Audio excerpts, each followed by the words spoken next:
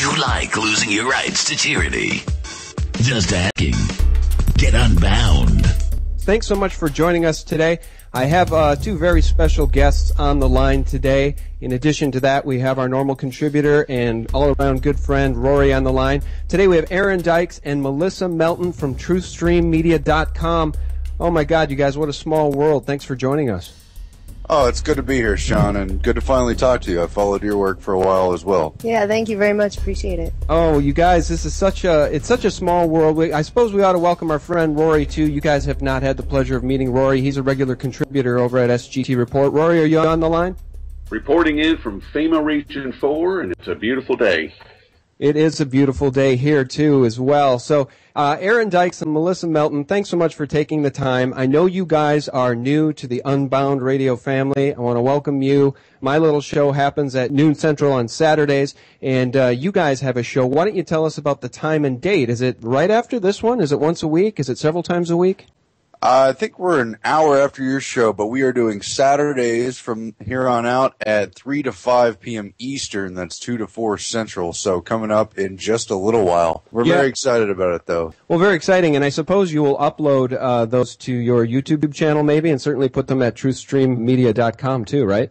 Yeah, so Melissa and I started the site truthstreammedia.com about 2 months ago, and we've already got a whole bunch of great content up there. And then, of course, as you mentioned, we're at YouTube as well, youtube.com/truthstreammedia, and the same for Facebook. So you can pretty much find us with TruthStream Media everywhere you look. Well, this first segment of this show is very, very short, so we only have 2 minutes before we hit a break already. But I wanted to just talk to you guys a little bit about your Infowars experience. That's how the audience knows you. Aaron, you became really quite famous. I think you've been at Infowars for what, 6, 7, 8 years? It was 7 years, yeah. 7 years, and I was just telling Rory before we dialed you guys up that I was also impressed by your delivery of content when you were filling in for Alex Jones, because you come across as such a natural but very, very knowledgeable and well-read guy with no ego. You do a great job as a host, a lot like Mike Adams does. Hey, well, I appreciate the feedback. I mean, I think we all have ego. I think that's part of what makes us humans, flawed as we might be. You know, I think ego is one of our main drivers. So I personally, I don't want to shun what ego I do have, but I try to keep it in check with the incredible challenges we have in modern society. I mean, as individuals, we've been greatly displaced, and we've really got to find our way back to what could eventually really be freedom, because we're not living in it. We may think we are, we may be kind of in that illusion, but we have to reconnect with history, with our rights, with understanding what our food really is and what it's supposed to be, and on from there. There's so much we have to rediscover that nobody's in a position to say they've got it all figured out, because I haven't met them yet. Yeah, you know, you're right, and I think the answer to what plagues us is a little thing called critical thinking, and critical thinkers are, you know, tuning into Infowars.com, TruthStream Media, SGT Report, Zero Hedge, Silver Doctors. There are avenues for those who have the ability to ask the right questions and to use critical thinking skills, and I think that is the answer. Engaging in this life, engaging in reality, engaging in truth. And you guys have done such a terrific job when you were at Infowars. Now you're out on your own. What happened there with Infowars? Can you give us the scoop? We signed non-disclosure agreements, so the scoop isn't really ours to give legally. But we will just say that we did leave. We left of our own volition together. It was our decision to do that. Nobody was fired or anything.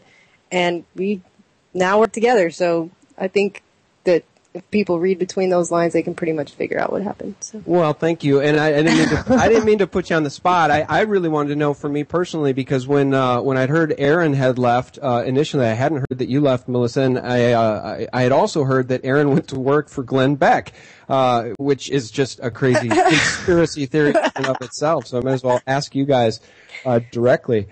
So yeah, that didn't happen at all. And I can't even imagine ever a time where that could ever possibly happen. That makes me laugh inside. There are actually rumors online as well as real facts. So. Yeah, well, here's the other thing, and honestly, let's just touch on this and move on, but we have long supported what's happening at Infowars.com by posting and in aggregating content over there at SGT Report, in addition to all of the great other valued sources from which we pull information to share with our audience.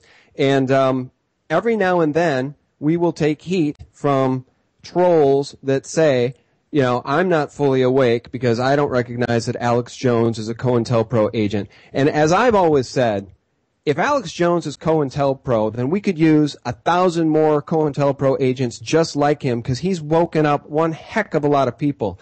Do you guys have any comment on that at all? Well, yeah, I mean, that's the whole thing. We're all trying to do the same thing here. So there's really no point in getting muddled down in small details about inner drama that may or may not even be. It's just not the point. I mean, we're all on the same team. And if we're not, and I agree with what you said. Absolutely. And, you know, I wanted to get back to this idea of critical thinking. And it does seem like we're trapped in the twilight zone in this country. And when I was at the club yesterday, I get on the treadmill. They have a little TV on there, a little LCD screen I can plug in. And I like to flip around channels. I like to watch the Mockingbird media to see what they're saying. And at 7 p.m., right in prime time, last night, Friday night, what was CNN talking about? What was Fox News talking about? Both at the same time as I flip back and forth.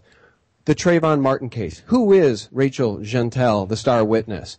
And when we come back from break, more from Paula Deen. Can she revive her career? Is an apology enough?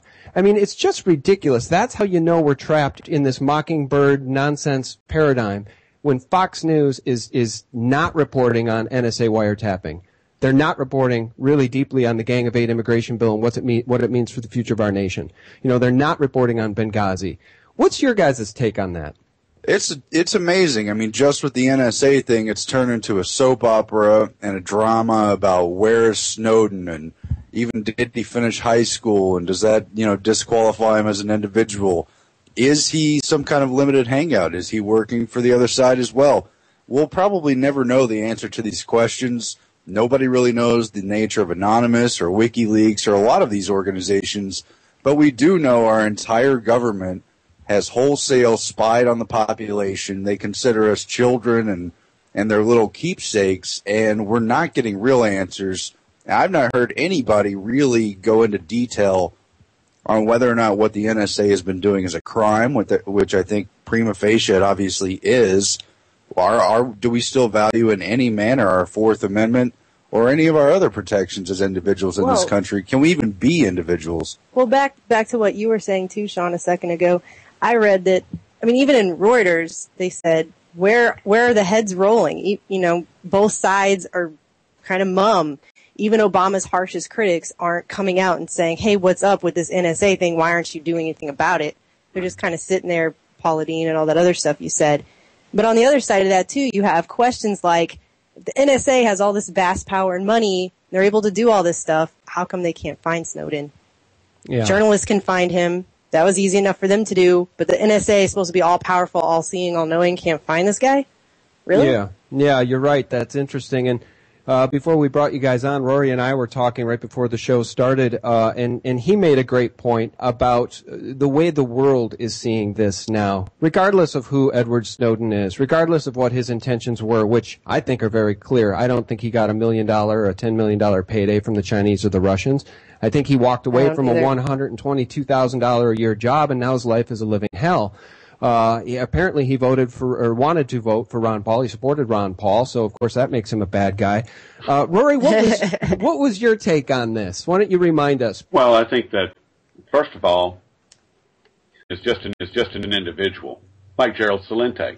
Gerald Celente has been saying for at least a year the same thing that Snowden has released. Snowden was just a confirmation of the things that we already knew. He's delivering information from the inside, and that's what's making everybody angry. And as far as the media disregarding it, they disregard all news. They've never reported on John Corzine. Globally, you know, you've got Putin, who has been extremely vocal about this whole thing. You've got Thursday, President Correa out of Ecuador coming out and basically saying, Obama, I don't care anything about your trade trade deal. I don't want any part of it. And by the way, Snowden is a free man in Ecuador. I mean, as far as the global embarrassment is the only way that I know how to put it. I mean, But is it a global embarrassment only for those who are awake? And I guess that gets to the larger point which Melissa brought up, which is, nobody ever goes to jail for these crimes. It's just like 9/11. If you toe the company line, you're fine. You don't go to jail. Help aid in the cover-up. And then let's move forward together as a people. Aaron, what is your take on all of this? Because it seems to me that the 300 million people who live in this country are very quickly becoming irrelevant in the worldview as the world wakes up to the crimes of the U.S. government, the Pentagon, etc. Well, the American people have written it off. They've essentially only identified with Washington politicians when we could see that whole system is so beyond broken, so beyond bought out, that it should be what's irrelevant. But the individual people have transferred their meaning and their effective future to that whole system and have become the pawns of this big data system. Remember, I'm sure you at least saw some of the Bilderberg talking points where on the agenda, on top of the normal national and economic topics, you had big data. And the head of the NSA, the head of the cyber war, the head of U.S. Cybercom, Keith Alexander, who was made a general, he didn't go to Bilderberg this year, but he's been there several times in recent years on that topic of basically not only are they going to spy on people, but what are they going to do with all that huge amount of data? How are they going to manage it? How can they use it to fight a, quote, cyber war? Who's that cyber war against? Is it against foreign countries? Well, that might be one front of it. Another front I would submit, though, is to continue to capture the American people, to more greatly manage all their data, to tie in all manner of authorizations and credit records and money, personal transactions, and for anyone who dissents, have the dirt ready to go, have the means to cut off their access to funds, their ability to live outside of themselves, and it will become where by the flip of a switch you can have war by siege just by shutting off authorizations.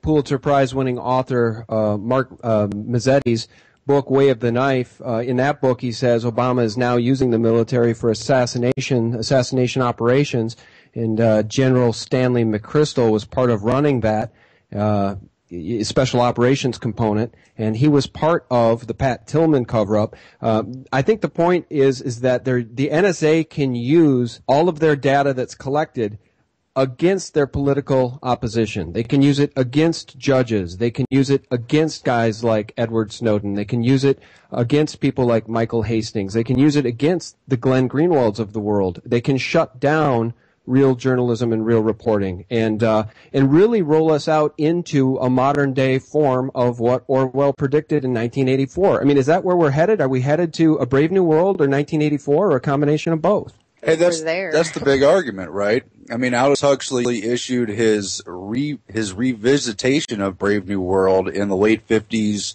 and then spoke about it until his death in the early 60s. And that was his whole argument, was that supposedly for Aldous Huxley, Orwell had gotten it wrong because it won't be the iron fist, it won't be the total police state with the boot in your face. It's going to be people succumbing to stimulants, to their own doped-up Soma lifestyle where they literally love their servitude. And look where we are now with digital entertainment and television and captivated lifestyle with video games and meaningless trivia. Who is tapped into this world? There's a small cadre of a few million of us. What are we going to do with it? Yeah, and in Soma, what do we have? In place of Soma, we have serotonin reuptake inhibitors, right? We have all of these America drugs. takes the most SSRIs of any country on the planet. Yeah, and uses the most drugs, I think, per capita. Right? I mean, we do. Well, and where is Big Pharma headed? They're headed right to your dinner plate, and that's something Melissa and I are going to be covering later in today's show, which again is Saturdays 3 to 5 Eastern, just because we want people to come over and listen to it since we're starting up. But we're going to do a special report next week as well on the drugging of our food and where all that is headed. Biofarming. Because that is just getting started, and they've had some missteps and some scandals, and they're still looking to clear the regulatory hurdles. But they will be putting edible vaccines in food. Yeah, it's farming with a PH. No kidding. It's so frustrating. You don't know how to defend against these corporations because they literally have bought up the government. There is literally it's a revolving door. It is, and that is really the definition of fascism, isn't it? Yeah. Well, government powers, as set up by the Constitution and the other limitations, are supposed to restrain government, but, in the name of meeting emergencies and certain things that have to be dealt with, that's all been whittled away, and government's effectively just a medium now, and all the power is shifted towards the big corporations, the big money interests, and away from the people. They might still occasionally use rhetoric to placate people, but they've put all their people in positions, and that's why there's so much corruption going on. I don't know if it can ever be fixed, but we have to at least call it for what it is.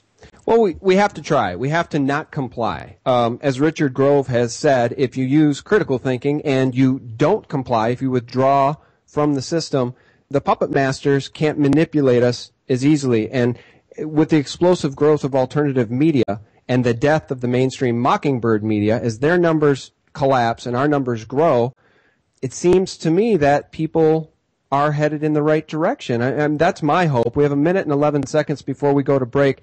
When we come back, do you guys want to talk about the Gang of Eight bill? Do you want to talk about the Boston bombing suspect, Dzhokhar Tsarnaev, being indicted? Never mind the fact that the FBI executed his 27-year-old friend, Ibrahim Todashev. There's so many things we could cover. Benghazi, when we come back from break, what would you guys like to talk about? I'm thinking about silver today, but we could talk about all that as well. I think the whole point of a lot of these things is to not talk about Benghazi, so. To not talk about Benghazi, right? Which could bring down. Just rolling out one more thing and one more thing. Let's never talk about Benghazi, though.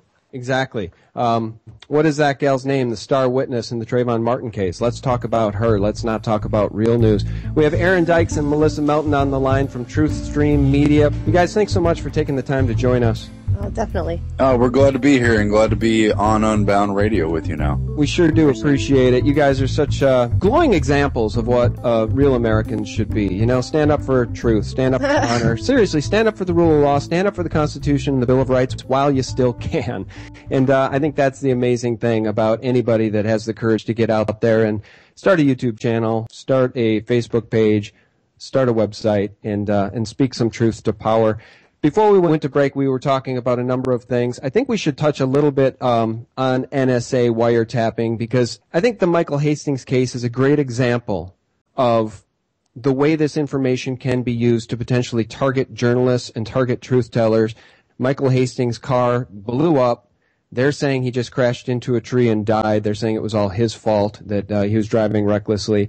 Meanwhile, reports are that he tweeted one of the lawyers at WikiLeaks a couple hours before he died, fearful that the FBI was following him. On the Micahel Hastings thing, he was supposedly about to report on a bunch of this NSA stuff and some other things as well. And I've heard that his car jackknifed, which I don't think is physically possible except in a Bruckheimer film. And then supposedly his engine was 100 feet from his car. And apparently those kinds of crazy things only happen in America, where we have that in movies, and so I guess people could actually buy that that's physically possible in real life. But it seems like a pretty big joke to me. And as far as the NSA is concerned, I mean, they said that, they charged Snowden for spying because he was telling everybody that they were spying. And then they went out and said that what he said wasn't even true, and he was exaggerating. So if what Snowden said wasn't true, and he's exaggerating, where's the crime? Yeah, and then they roll out guys like Dick Cheney on Mockingbird News media stations to call Snowden a traitor. Rory, go ahead and ask your questions. Dick Cheney. Oh, I know. Well, nobody goes to jail. Ooh, creepy. Like, you don't want to be walking down a dark alley and run into Dick Cheney. Ugh. Oh my God, nobody goes to jail. Well, yeah, he crashed into, I'm going to go back to Micahel Hastings. He crashes into the tree. The tree is in front of the engine compartment. The engine magically passed through the tree. It reminds me of the collapse of World Trade Center 7. Let's not actually explain how this happened. Let's just tell people a story and they'll believe it. Rory, we're going to break in 2.5 minutes. So can you ask your question? I said that, there was that the United States is facing a global embarrassment a minute ago, and it's actually the United States and the UK, Russia, China, Ecuador, and Germany. And they're all looking at this thing, and they're all demanding answers. And I don't see how the United States and the UK can get out of this. And I'd like to get, Aaron, you and Melissa, I'd like to get y'all's take on how these guys can possibly back out of this with these 4 or 5 countries demanding that they explain themselves.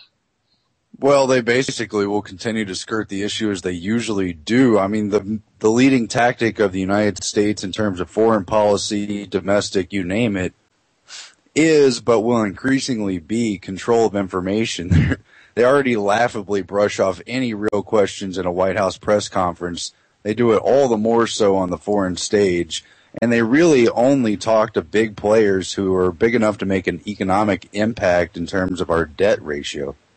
Well, that would be Russia, China, and Germany, all 3 of those countries. And all 3 of those countries, on Tuesday, the justice minister, and I'm not going to even attempt to say this person's name, sent 2 letters to the British Justice Secretary and asking, you know, who have you been targeting and what's with the veil of secrecy. So I don't see how either the United States or the UK can get out. Charles Krauthammer said that Obama is now a bystander to his presidency. We pretty much feel he's been that way this whole time, and that's the way it's supposed to be. But, you know, he keeps coming out with every new thing and saying he had no idea. And that's supposed to float it until, I guess, the next bad thing happens. Yeah, it's amazing. 30 seconds here, we're going to break. It's amazing what the American people will put up with. I went to have a drink with an old friend of mine just the other day. We were talking about NSA wiretapping. I was trying to impress upon her why this is so important, and she said she didn't care. And it wasn't because she hasn't been paying attention. It's because this topic bores her. Welcome back to my special guests, Aaron Dykes and Melissa Melton. You guys, thanks so much for joining us. Before we went to break, we were talking about a number of things. And then during the 4-minute break, we were talking about the fact that did you ever think you'd live in a world, when we were growing up as kids, we're all roughly the same age. Did you ever think when we were growing up that there would come a time in our adult lives where a guy like Putin would actually be seen as a good guy? If you're awake, I'm going to make the argument right now that he can be seen as a good guy. He is aligning himself against the banking cartel, against the aggressive nature of this government supporting rebels in Syria. He's supporting Edward Snowden and truth-telling. Did you guys ever think we'd live in a world like this one where it's our own government in our own country that is the bad guy? Because if you're awake, that's the deal. Well, I, for one, wouldn't put Putin as a good guy, but he's certainly a counterbalance to the horrible evil going on in our country, because thank goodness there's still something that they're fighting for on a geopolitical stage and in our own lives. I think it's more like, hopefully everybody saw the movie Jurassic Park. It's kind of like the end after they've all been chased by dinosaurs and now they're being stalked by raptors, and the T-Rex swoops in to fight the raptors so they could escape and get out of there. That's a good analogy. Yeah, if you haven't seen the movie recently, that might baffle you. But basically, that movie is pretty profound on a lot of levels. But you don't want to be friends with the T-Rex, but if he's going to stop you from getting killed by raptors, then it's a good option. Throw him a bone. Oh, you make a good point. I'm not actually saying he's a good guy either, but I do. I'm very grateful there's a counterbalance, which is a great way to phrase it. I've been meaning to address this for a couple of weeks. Haven't had the chance. Last week we had technical difficulties, so we didn't have an Unbound show. There was a fella who commented, his name's Frederick, he commented on SGT Report under a story, and he wrote this. I want to get your guys' take on this Gang of 8 amnesty immigration bill. And Frederick wrote, quote, "This is the amnesty bill that will eviscerate the American nation. Please, I beg of you, have someone on that will talk about it. Rally your listeners to call Congress to vote this down." It just got put through the Senate. It got passed in the Senate. Is this not backwards? Isn't it supposed to go through the Congress first and then the Senate? I mean, what's going on here? And what's going on with this Gang of 8? I mean, we must be living in a totalitarian society. I don't know the inner workings of the actual immigration negotiations other than it's been on Obama's agenda since before his first term. And it's just one of those things they think they're going to get to the finish line one way or another, obviously by deception. That's how they play the game. Yet again, we're seeing bills not being read. That's horrible. Not at all democratic. Not at all part of our republic. Not at all what Washington has been mandated to do. Not at all why we vote for these people in the first place. But worse than that, we're seeing war by means other than conventional war. We're seeing economic warfare being played against us and population pressure war against us. while the third world, including Mexico, has been specifically targeted for depopulation by U.S. foreign policy, and in particular through the State Department, we're seeing a deliberate influx of migration so that the American people can be undermined and its industry undermined on the global scale through what I think are not misguided but deliberately weaponized foreign trade policies going all the way back to the WTO and the Bretton Woods Agreement and so forth, but especially dealing with NAFTA when it comes to Mexican immigrants and other Latin American immigrants. You know, this immigration bill's S744, it's 850 pages long, and to your point, Aaron, you know, I'm sure that no one has read it, and you'd probably have Probably to not be, even the cover. Yeah, probably not. And you'd have to be an attorney to decipher it anyway, I suppose. And I've heard some of these senators say that it needs to be voted for, it needs to be implemented, because otherwise America faces a shortage of workers. Can you imagine? Wow. That goes along the same line of thinking that the Congressional Budget Office is coming out estimating that it's going to save us all $175 billion. How is that possible in any stretch of the imagination? Well, that this isn't going to have impacts on our welfare system, that it's not going to have impacts on every other system, just like we Americans have impacts on those systems. I mean, yeah, no, you're right. And it's like, you know, Ron Paul, you know, he would not support anything about this bill. And here's what makes me suspicious, not having read it, is that it's supported by this Gang of Eight, right? And among the Gang of Eight are treacherous people like Lindsey Graham and John McCain. That's you know? enough right there. I think it's enough to cause, you know, to raise some red flags. And, you know, when they say that there's a shortage of workers in the future if this isn't passed, what they're saying is there's a shortage of workers who will work for $4, $5, $6 an hour. There's a shortage of third world workers in the United States because we still have a high standard of living. It's not in line with the Mexican economy. It's not in line with the Chinese economy, and that's exactly what they're trying to do. And in my opinion, as far as allowing the porous southern border to have this continual influx of cheap labor and cheap drugs. And cheap drugs. And it's nothing against the Mexican population at all. Right. As far as people trying to come in and go to work, they're not going to. No, of course not. Why would an employer pay you $15 an hour when they can get somebody for $10 an hour? Their bottom or $8 line. an hour? Exactly. They're not going to do it. It's just that simple. Aaron had brought up an important point on Joe Joseph's show the other night that I hadn't even thought of. And the National Emergency Centers Establishment Act is back on the table this year, the FEMA Camp Act. And he had mentioned that immigration, and over like a huge influx of immigration, is one of the ways to activate that FEMA camp system. That's considered a civil unrest type situation. So I hadn't even thought of that. It's one of the 4 or 5 or 6 major scenarios that they've had in their pocket in their deck of cards since at least Rex 84, which was in the wake of the Iran-Contra scandal and in the early 80s. So at least since that time, they've been using immigration as a possible wedge tool, basically, that could allow them to seize emergency powers. And why not? Because they're going to overrun our dependency system of welfare and handouts and food stamps. And they've been actively encouraging not only immigrants, but also low-income Americans to become part of that system. I presume the only real conclusion is because they want everyone part of that greater collective net so they can then control them, squeeze them, take away benefits if they want. And, of course, override the system and defeat anyone who remains independent or wealthy outside of their control. It's a topic we could certainly talk about for the next 20 minutes. Unfortunately, I know that we're going to lose Aaron and Melissa as they prepare for their own show coming up here on Unbound Radio later today. We're going to probably lose them in the next 5 or 6 minutes. Don't think of it so much as losing us as gaining us on, you know, on a frame time slot there. Aw, that was cute. But seriously, we're glad to be joining UnboundRadio.com. We really are, though. And I hope people will start to tune in to your show on Saturdays and listen through our show and all the other great programs. So yeah, we're thrilled to have you because there's some great names on Unbound Radio now, and I won't go through them all. But Webster Tarpley, you guys, Joe Joseph, so many Popeye. There's so many great guys. Before we lose you, I know you wanted to talk a little bit about silver. We're going to do a big silver update in the last segment of the show with Rory, too. He's got a lot of good info for us. What are your questions, guys, about gold and silver? Do you own any physical precious metals? Yeah, I've got some of both, and unfortunately I'm probably at a time where I'm going to be cashing in soon, so I'm awfully disappointed to see where the price is headed, and because I haven't really sold any the whole time since I've started buying some. I was able to buy some of my silver back at $11, but others I bought at $30 or even $40. And I know part of the larger game with paper currency, but I thought you could shed some light on it because I know you follow it more closely than I do.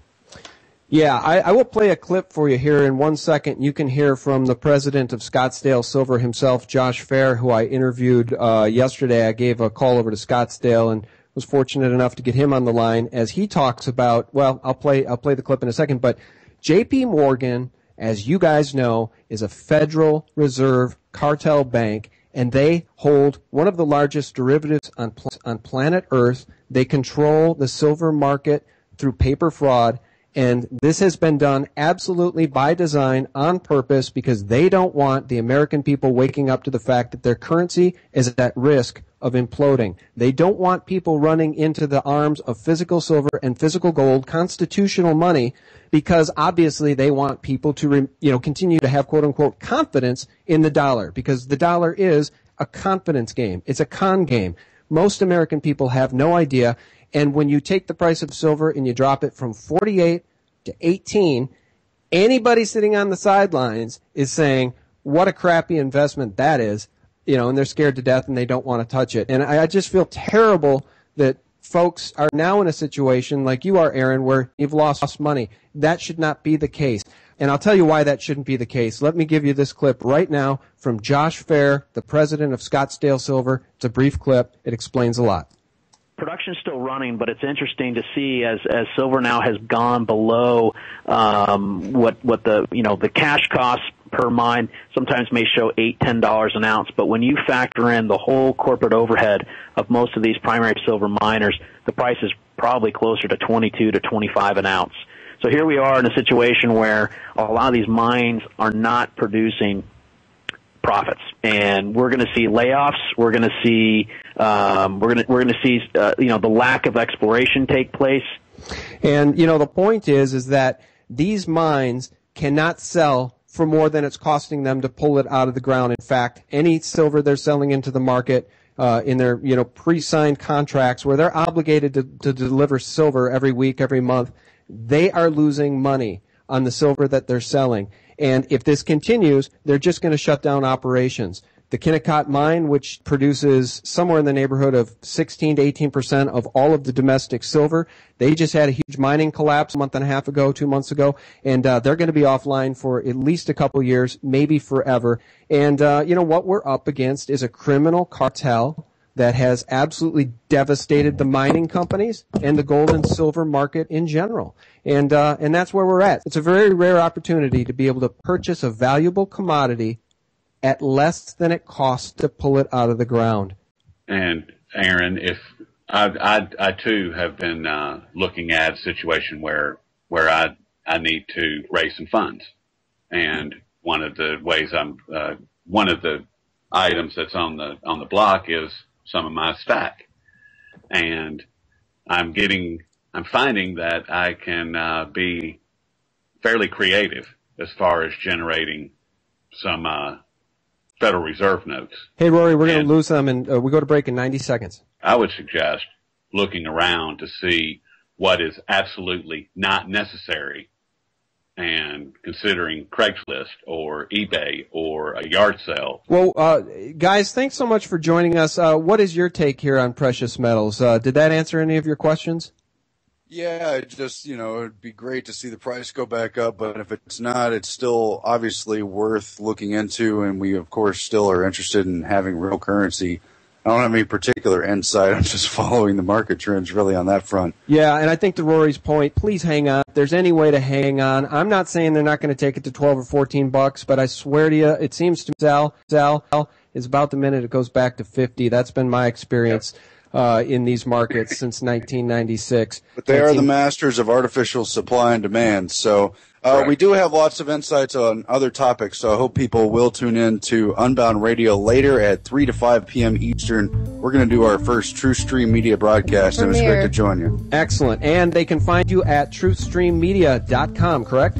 Yep. That's right. All right. Thanks a lot, Sean. It's great to meet you guys. Great to meet you, Rory. Great to meet you guys. Nice to meet you, too. Thanks for coming on. Rory, weren't they great? Aaron Dykes and Melissa Melton throughout this show today. Weren't they great? It was awesome. I really enjoyed hearing and actually talking directly with Aaron Dykes and actually being able to ask a couple of questions and getting a direct response. I love that.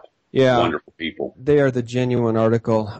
So in this last segment, Rory, we have about 5 minutes here, and let's talk about gold and silver. I want to read this for folks, and then and you take us in wherever you want to go. But this from Gold Silver Worlds: water everywhere, nor any drop to drink. There's a similar situation with regard to fiat paper everywhere, but not a gold delivery to be made. The delirium cast by central bankers issuing unlimited fiat has kept so many people in a fiat-induced fog, unable to see clearly. The fog has lifted. It is all a shell game. It is all a game. See the fraudulent scheme for what it is, and then fear no more. What do you make of it? You know, Aaron my heart goes out to guys like Aaron and anybody else that, you know, did the right thing by buying precious metals, you know, and now is in a situation where they've lost money if they sell today at these prices. I don't know. I mean, I hate it that anybody has to sell, in particular right now, and exchanging, real money for fiat I hate it. I really do. I've had to do it recently, and here while we're in this price destruction, and it's not fun at all. And I really hope that Aaron can find another way around it, or anybody that's caught and has to unload some of their stack at this point, man. Yeah. It's not a good feeling at all. Yeah, it's not. Harvey Organ, which you and I have followed him for years, and he just recently, actually yesterday or Thursday, put out the COMEX numbers, and this is what bothers me more than anything about the pricing. And the delivery or the close of June was Wednesday, and for the month of June, the COMEX delivered 30.7 tons of gold. What was dug out of the ground in the United States, according to Harvey Organ, was 19.61 tons of gold. That's 230% of the U.S. gold production. But yet the price is dropping like a stone. And that makes 0 sense at all. Yeah. Well, you know, when somebody like Josh Fair tells us, you know, the president over there at Scottsdale Silver, when somebody like that says silver and gold in physical form are now priced below the cost of pulling it out of the ground, I just want to re-impress on everybody what that means. I used to, in college, work in a shoe store. And, you know, we sold a lot of Nikes, we sold a lot of Reeboks, we sold all those types of shoes, running shoes and all that type of stuff. And, you know, the pricing on a box of shoes, as a shoe store owner, when you buy that box of shoes from Nike, you're going to pay $40 for a shoe. You're going to sell at $79.99 retail, right? That's Keystone. Is that markup is double what you paid. Yep. Now Nike probably built that shoe for 5 or 10. You know, including all their costs of marketing, production, all that stuff. Their hard costs. Let's just call their hard costs 20. They sell the shoe for 40. The shoe store tries to sell the shoe for 80. Now, it's impossible, even if you work for a shoe store and can get that great deal right from Nike, that you would ever be able to go to Nike directly and get that shoe for 16. It costs them 20. They'll never, ever sell it to you for 16, right? Never. And it's a very, very rare mispricing opportunity caused by the criminal banking cartel right now that allows us to buy silver for less than the cost to pull it out of the ground. This cannot and will not go on forever. Well, let's look at your shoe analogy in a different way. Say that the leather that makes that comprises the upper part of the shoe. Got a minute, buddy. Is no longer available, or the demand for leather is so great that they can't keep it. Yeah. They can't produce it quick enough. Yeah, well then they can't make shoes out of leather anymore, and in the case of silver, they'll just stop making LCD screens and solar panels and mirrors and anything that contains silver, which is a heck of a lot of stuff. You know, we have 45 seconds here before we are gone. I just want to take this time to thank everybody for listening, for tuning in to sgtreport.com, for spreading truth. Thanks also for visiting Aaron and Melissa over at truthstreammedia.com. That's going to be a huge, huge website in the future, and they're just getting started, folks. Thank you so much for tuning in, and thanks so much for supporting truth, honor, rule of law, the Constitution, and the Bill of Rights. Rory, thanks for joining us, buddy. Thank you. Bye-bye.